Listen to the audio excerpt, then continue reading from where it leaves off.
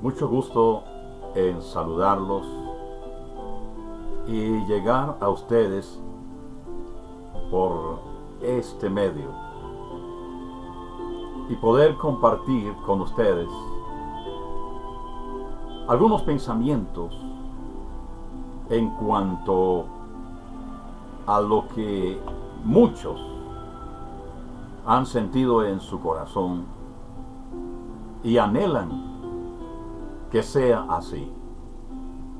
Estamos a vísperas de una consulta para escoger uno de los candidatos que pueda representar al país en la Casa de Nariño. Y mirando los comentarios de algunas personas en el Face, piensan, creen y escriben. Y es que en Colombia haya un presidente temeroso de Dios. Esa es la petición de muchos cristianos. Y es el sentir de cada uno de nosotros. Y creo que así debe de ser. Pues la palabra de Dios dice, cuando el justo gobierna, el pueblo se alegra. Pero no solo que sea temeroso de Dios. No es suficiente para gobernar a esta nación en medio de los conflictos en que vivimos.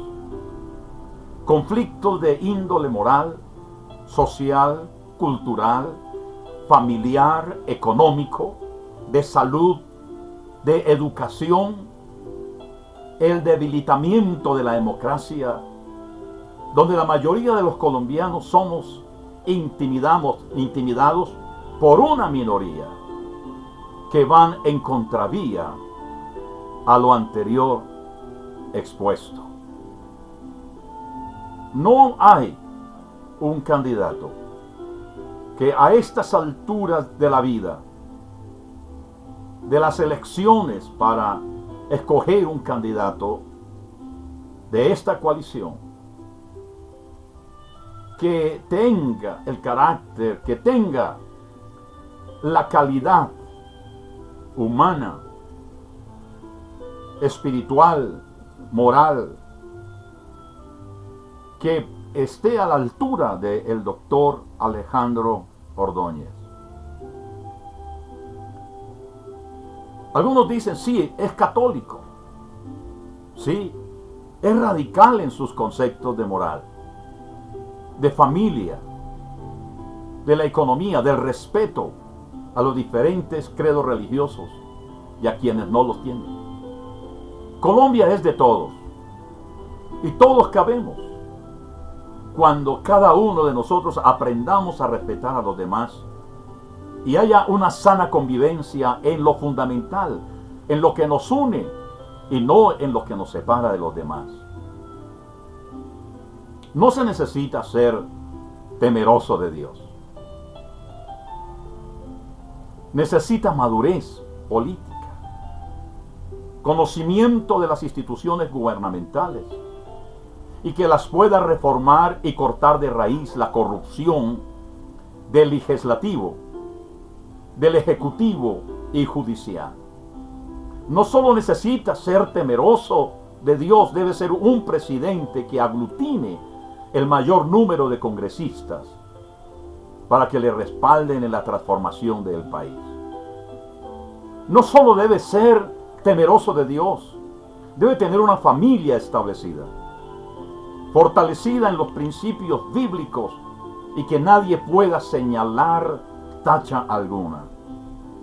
Sabemos que la gente, los periodistas y enemigos pueden levantar, esculcar, averiguar, como algunos que son carroñeros, para meterse en los problemas de la familia y luego sacarlos a la luz para demeritar, avergonzar y dañar la imagen de las personas. Es por eso que no solo se necesita ser temeroso de Dios, debe tener una familia establecida que lo respalde, que le ayude ante la opinión pública. No solo debe ser temeroso de Dios, debe ser un presidente que no trascija los principios de la Constitución Nacional de Colombia, que no se negocie. Por eso para mí el doctor Alejandro Ordóñez, a pesar de ser católico radical, es temeroso de Dios. Si no fuera así, estaría a favor del aborto, del matrimonio gay, de la eutanasia asistida, de la adopción de niños por las parejas gay. No lo puedo sostener, pero se siente en el ambiente político y aún en lo religioso que hay quienes dicen ser cristianos, pero estuvieron a favor del sí y en contra de la protesta en favor de la familia. Esto en el plebiscito del 2 de octubre del año 2016. Además, estos que apoyaron el acuerdo del sí estaban apoyando indirectamente el matrimonio gay. Y además que defienden el acuerdo de La Habana. Un presidente no se elige por simpatía.